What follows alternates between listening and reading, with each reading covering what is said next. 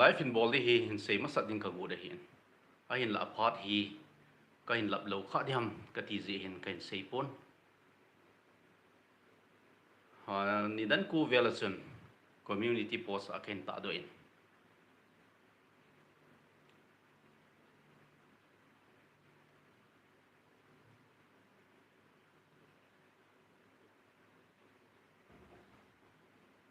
o public ka ko lo ka hi sa kha hin ka vet le mi khat le ni hong lut tan a phain in sei ma bang wen tu ni la a hi WhatsApp call a nen call the vetin WhatsApp number jong ma san kan sein poi da bang message type hilova WhatsApp voice call a call en bol nom jong le call bol the in tin tu ni la a I ho lim diu wa ka dei chu hi le en Biren Singh former chief minister en Biren Singh en hichi gale tul hi ke man kana pat do hi in ya credit kila na audio recording hichi cookie organization for human rights on supreme court a case file bol so case si izat vem khat hi hearing an chitan ahila tu ni san ge chun imasa progress on port audio recording National Forensic Science University a ki thot jong chu mo se su kitan hichi chung chang thu hi in sei lew hen ya nomin thilum dan hi phabe pi ken in seng tin azole do nom nei hon jong in do theu in tin WhatsApp voice call bonum le zong lang le hin call lang a number in sei kin in katin 8119976857 a WhatsApp call bo chi ding hin call jong chi lo din chai icha call in bol theu hi tuni la life ang lut ho zo sin bon chawin ni la pa ken bolin na bon chawin ken lim cheu ve ichi Biren Singh case chung chang thu hi phabe ana sei vitin audio recording gal nunga hin ahung liken Biren Singh in arambai tingal photo chule mei he kai phabe ta kheu naw audio recording hung thang chu I bon chawin in amuta win apoi mo lai audio recording hi athung ke ai 48 minutes at in Supreme Court in hi chola ai hodin mu hi video clip chomcha cha akitan bonga lilenga in mu hi Amit Shah to Biren Singh ki ho na ho Biren Singh in a sei ho Biren Singh bom na man cha ham ya a sei ho jong chu Biren Singh in aki sei do na anomen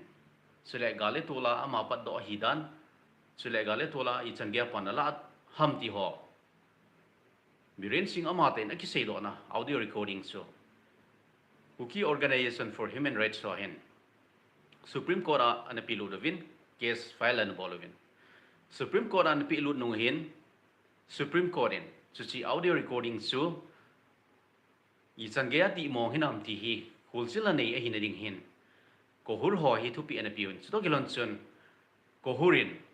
truth lab kiti truth laboratory ho hi nga an pilu devin hichi truth lab ho hi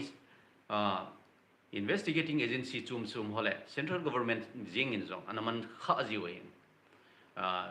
ya koi da bang evidence so hulsil na nei na dinga he ai lo le voice sample ho compare bol na dinga he anaman ji we truth lab hi CFSL hoto agi hi na umbe se lo hi la private hijing zong le phata a ta san thei ta lep khat a hi ti chu in head saw hi ko hur hon hi chi Biren Singh audio recording true lab a pi nong hin true lab in report hin pin report pi na wachan 93% ti le zakhatla som ko le thum hi a hi mong nai adi mong nai ya hi report an pi o hin chi report a pi now chuchi true lab hon report apio chuchi report cho kohurin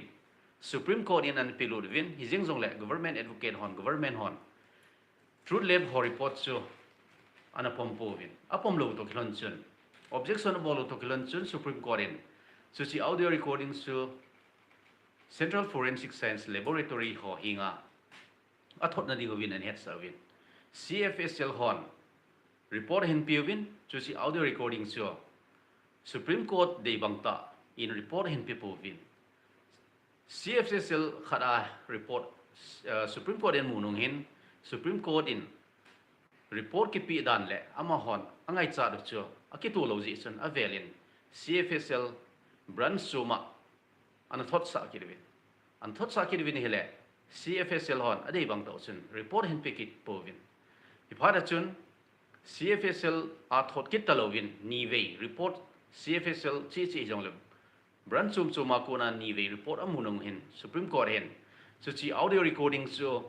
National Forensic Science University kiti Gujarat State sungam hin so chi university a lab a test ball in eding and Biren sim also himong nam ti khol do hin eding a chun an thot of it a thot masat o chun hi chi hi temper ki ball hi tin a hin le thot tawin aji chu and Biren sim audio recording chu goma 48 minutes a hin la audio recording an thot chu abong bonga kitan bong viral hong chi bong chom cha cha li da bang hian a thot hen chuti a akitan bong ho an thot je uchun hi chi temper ki ball hi en adi ta pa hi pon hi ji chun voice comparison bowling chu chili thei poi ti hin a hin le thot chuti a hin le thot nong hen Supreme Court in Wiki Organization for Human Rights so to be in a picket event chuti audio recording chu I think selin National Forensic Science University in Darwin ti hin to be in a event chuti a to be emunung hen chuti audio recording chu Supreme Court up pelut a hi to kilhone hen chi Defense Council kitimai le petitioners ko hure hen Defense Council so Government of India to Government of India hen Union of India ichi Union of India ho zong hian a piwin chi audio recording thing sales so to kilon chun Union of India ho Government of India advocate ho hen NFSU in an thot of it National Forensic Science University in an thot tawin Government of India thakela hi Solicitor General of India in an adin pising in ain la tula hi Additional Solicitor General of India Aishwarya Bhatin adin pin tuni khojong chun ichi Additional Solicitor General of India Aishwarya Bhatin Government of India thakelin kora anadingin Isayo 48 minutes audio recording so ana thot taw vin hile chuchi audio recording long su original pa hipon original pa hilova original la ko na first generation copy hian original record ki bolna original pa akuna hilas do son akila do masapen chuchi audio recording chu athot wa hi zong le National Forensic Science University ho hin hi chi temper ki bola hin tin tuni khochin report hin pikit awin hi le sudo kilon chun Aishwarya Bhati hin Velizaram khar hi Forensic Science Laboratory hon report hin pi hitan temper ki bola hi in hizi chun hichi kesi dismiss bol hita hentin Supreme Court chun appeal and bowling appeal and balls Supreme Court in asan pidi povin Supreme Court in hichi petitioner council ko hurho thakela kora an din pi advocate Prasad Bhusan hi thupi an appeal thudo on adongwin audio recording original jo forensic examination bolding a hi nin pi theidiu ham hi hian hi chi chung chang hin advocate Prasad Bhusan in zong adon buji chu an head be se lo zong chu hiding hin aji chu izem te chu chi audio recording original chu apida over hile record an bol pa koi a hi chu kichi ta ke do jing ring hin audio recording hi asaidan hi minute somale thum vela hin somale thum la hi ama pa ga head do theina ding thu ki sei ho zong zao hi hi chi si hi akat thla wa hi le minute 48 vel 48 whole first generation copy ma sapian cha thot zong le National Forensic Science University an apom lo hitan tu a chu phata a chu chi audio recording chu examine bol na ding a chu original ngai hitan original chu api wa hi le audio recording an bol chu ami hi na koi a hi identity chu reveal hiding ki phung do ding a hitan a hi la lo thelo wa last option chu chi chu ngi ding hi audio recording an bol pa chun and brain sing hi asu sal nom zia wanu headinga asu mul pho nom zia chu chi recording chu an bol hi te ding ai chu chana asu sal nom an hi ta hi le ama identity chu ki phung do ding reveal ki bol ding zong le kho salo hi la original chu ain pi do no mai the izem te chu chi original recording chu ain pi do lo wa forensic science laboratory ho nge na banga chu original chen pi do lo wa hi le hi chi case si aban achal be na ding hi alam pium be se ta lo hi hi chi case survive hi na ding aban achal be na ding en brain sing chunga got na pi hi na ding en brain sing got na chan the na ding alam pium sun option sun chu to a original recording record an bol na device pen chu hi pen hi apilu te te ngai ding ti na hi tan record ball pan an pi lut nom ding hinam a hi lo wa hi le Supreme Court a petition and sema Kuki Organization for Human Rights so hen chuchi original recording chu pi lut nom liu hinam ti question lin ta hitan if you so ding su say thei pon next hearing jong he adet ki fix se akimu pon next hearing chung chang thu ho jong he het hinai pon izem ti a record an ball pale ko hurin chuchi original audio recording chu examination bolding in National Forensic Science University hon examination able pita henta original appeal wa Supreme Court a petition fileable wa hi lewang chu ichi case aban hi hungchi entin achuti lo wa hi le original recording be a chu ichi case aban achi na ding hi alam pi wang chu aum thei be se ta pon wanui hi hiti hi bep se wa hi athim mo khat zong ki thip sa athim khat zong ki thip mo sa jing the aji chu court hi le evidence base ai hi chi evidence so abon cha hin la khom su court ai evidence zo si phot chen zo si en la khoma chi evidence an la khomo zo si chu hi chi dung zo chu thu tan na bol ai khul sil na nei ho expert ho hi chi laina thep na chi na sangta ni National Forensic Science Laboratory hon first generation copy ki pi chu temper ki bol hin hi chi ta san the a hi pui compare bol the hi pui biren osu ta compare bol ding a hing zo pui ti a ai not tha bai tan report hin pi oi tan chi chu hi ai le Supreme Court in zong thu tan na bol zium ta lo expert hon deniable sao expert hon chi hi sim thu ai lo le temper ki bol ahi tai ti a sein was Supreme Court in ipi bol ya thu tan zium lo tan hi chi case disposable ji ai lo ai le hi chi case chai do jing jong chi thil hi thei lo Supreme Court judge so hin thu di hi het ma di wen hi jong le judge si jong le thu di hezing jong leo thu ta hezing jong leo evidence base ka se bang chen evidence base hi ji a chu evidence ngai chai expert ho chun vet sanan report in pi helang he nge chi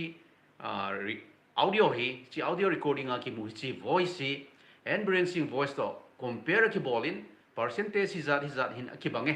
90% 95% ki bange ti a ain pe thing le Supreme Court in thuru na chen sim ding hi chi hi ja hi Supreme Court dong hi bol saying hello kitile ki seva lo ding next date of hearing on a fixed povin chule case dong disposal of all the povin ko hur ho hi chance pive ti the hi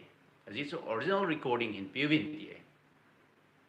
Prasad Busan inong an don budin ko hur advocate pan jong an don budin hi chi hi akipe do a hi le recording bol pa identity reveal ki bowling in a hin la hin ngai to wing hin ve wing ti chu Supreme Court a submission an bol tu ni la news an ngai hon jam kichi ta heading hen tu ni la a news a chu tu ni khu a hearing ki bol ho government advocate ho le ko hur advocate ho thu sei ho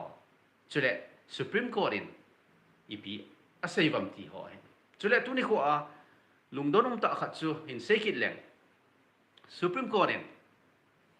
government advocate ho hinga a sei chu ipham ti a hile National Forensic Science University in report api color copy xerox copy hi jong le color copy chu a hi bang ta in ko hur ho jong petitioner ho jong copy piwin a hi la chu chi copy chu seal envelope a na pi dingo public domain a jong chu chi report chu the loading mi pi koi masan amu the loading ti nai public domain a dinga hi Supreme Court in aphal lo lai a ji chu hi chi case hi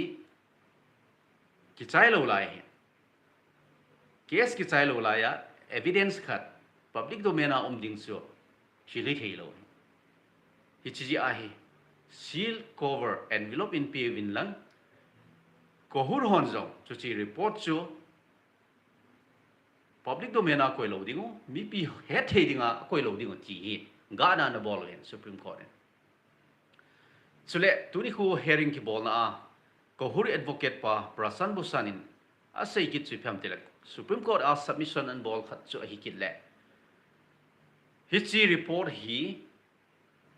truth lab a ka pi over truth lab in hi chi chung changa opinion a hin pi na ding over hi ka bol thei diu ham ti a Supreme Court a hi appeal and bol hi Supreme Court in wang chu chi chung changa chun ki chi te in don buddha an people thukat se re azi chu aman a sein advocate prasan busan in Supreme Court avelin an sei kin kai hon hi chi audio recording hi truth lab kana pi sawa hi in truth lab in examination abol na wachun 93% hi adi a report an pi sawa hi tu a report hung ki pi temper ki bolin examination bolin a hing poi te a ki sei hi ka pompo ve ti chu ama hi adin nai Supreme Court in prasan busan ni anabanga truth lab ho hinga hichi NFSU report chu a pi saling anop diwang sige kata san lo aji so National Forensic Science University a kiti ting le government ai central government no yaw mahin hichi Forensic Science University ho he National Forensic Science University a hin Central Forensic Science Laboratory India sunga he CFSL tam ta omihin Metro City hole kupilin ta Guwahati ang umihin e ho nodi sa se dinga CFSL Guwahati azong umihin I COCC ahin a boncha central government no ya state government no ya umihile state forensic science laboratory akitian state no ya e ho manpur state na dinga hin pangai khon khat omin hi state ahin adang si CFSL to NFSU central ahin suchi central government no ya forensic science laboratory hon report api khado Supreme Court in private lab a report aga kithoda private lab hon opinion api ding ti aki sei wang chu ano pi ding kata san poi ichi tuni kho a Biren chung changa case an chil ha ichi chung chang I seu chi hen lang tun koi da bang voice call nom le nin bol theu hi voice call zu kan ha ding ken don bu the dan na ken don bu ding om lo ai le call ka kan sim de tua comment hong ki bol hoi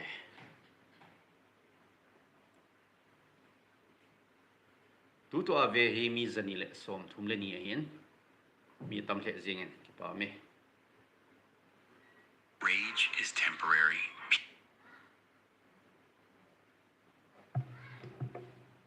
Kami zong hi abula ko din singe call masang sin si life a comment hong ki bol ho khalenin simnge จานพานบอลฮอจูสินบอนสาวินจานพานยิทาพาสุเล bảo cái vai phê tuân lạ life vang kalap mani luôn thế nghe đó nôm này dòng lại đó thế sir đi lạ pha in bol họ dấu xí nó bon sao ni lạ pha in thot tam lệ gì nghen hồi tiên in sale sir pa hết nó mồm mẹ thằng pi khát in sale tan hi chỉ kết sung sang hi chỉ asmo se hi khát điều ta hi code hi ti mong mong hin evidence base ka ti bang chen hi chỉ expert hon finding ho athil mu ho en pi dung zia se code in thutan na bol ni expert hon ima cha en pi lo zia hi supreme court adinga jong ni boi tho khat wang choi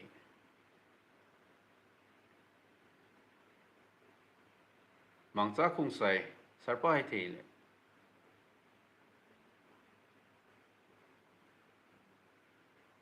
ukeng ne ho hi gam sung ki lut sa da le padi za hi chi i bon cha wai ge lo yin ai la i zo lo ti di ham i pi ham chu ke hepon hi san chu hi sau tin kai sun koi dong life call ma hele zoom zep a bowling kati donum lo hin tin ki pa min life is sauta bowling zong ka gupon